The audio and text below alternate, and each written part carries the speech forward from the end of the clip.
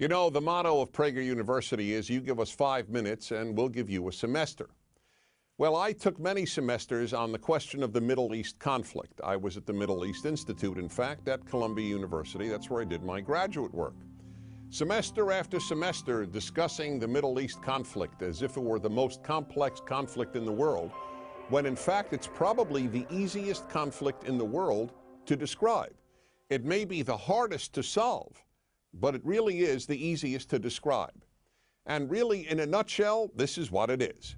Israel would like to exist and recognizes the right of the Palestinians to have a state. The Palestinians, however, and many other Muslims and Arabs, do not recognize the right of a Jewish state of Israel to exist. Every poll among Palestinians shows that the majority of Palestinians want there to be no Jewish state of Israel, doesn't believe that it should exist or had any basis for being.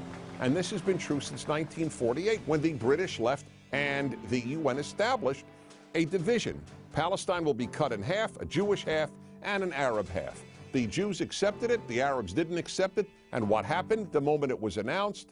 Arab armies, about 7 Arab armies, attacked the Jewish state in order to destroy it. To everybody's surprise, the little Jewish state survived, and that was pretty much it.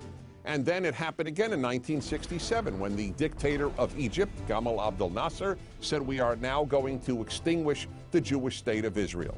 And Jordan joined him and Syria joined him, but Israel attacked first, and so Israel survived.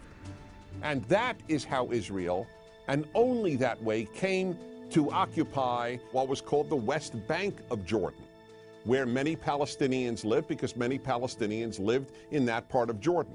So the war was over in '67, and what did the Arabs do? The Arab states all went to Khartoum, Sudan, and announced no recognition, no peace, and no negotiations. The 3 famous no's.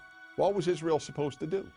Then Israel made an agreement to give the entire Sinai Peninsula, an area of land bigger than Israel, with oil, back to Egypt, because they said they would make peace with Israel. Israel gives territory back for peace, and it will always do that. But is there really a desire for peace on the part of Israel's enemies, which broadcast after broadcast on TV and radio in the Palestinian areas is about how Jews should be killed and how Allah wants Jews to be killed? That's the typical broadcast on Palestinian television. And so it's not hard to explain the Middle East dispute. One side wants the other dead. You know what the motto of Hamas is? The motto of Hamas is, we love death as much as the Jews love life. Now you tell me, how is Israel supposed to make peace when people believe what Hamas believes? Now here is one of the most important things nobody talks about. Everybody talks about a Palestinian state. Why didn't anybody talk about a Palestinian state while the Palestinians lived under Jordanian rule? Because the truth is, people started talking about a Palestinian state once the Palestinians were under Israeli rule, because it was always a way to destroy the Jewish state of Israel. And I say Jewish state because that's what it is. There are many, many Arab states, but there's only one Jewish state. It is about the size of New Jersey. In fact, Israel is the size of El Salvador. El Salvador. And yet, if a Martian came to the earth and they visited the United Nations, or they read the world's newspapers, or watched world television, they would believe that the biggest problem on earth is a state the size of New Jersey and El Salvador, this state of Israel. This preoccupation with a little democratic, humane state is absolutely irrational. And here's another question to be asked. If Israel tomorrow put down its arms and said, we will fight no more, what would happen? If the Arab countries around Israel said, we will fight no more, we put down our arms, what would happen? In the first case, there would be an immediate destruction of the state of Israel, with mass murder of the Jews of Israel.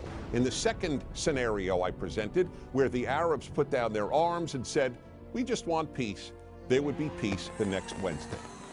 The fact is, as I said at the outset, it is a very simple problem to describe. One side wants the other dead. And if they didn't, there would be peace. And yet, please remember this. There has never in the history of the world, a state in that area in what is called geographically Palestine that was not Jewish. Israel is the third autonomous Jewish state to exist in that area. There was never an autonomous Arab state. There was never an autonomous Muslim state. There was never an autonomous any other state. That's the issue. Why can't a little state the size of El Salvador that calls itself Israel be allowed to exist? That, in a nutshell, is the Middle East problem. I'm Dennis Prager.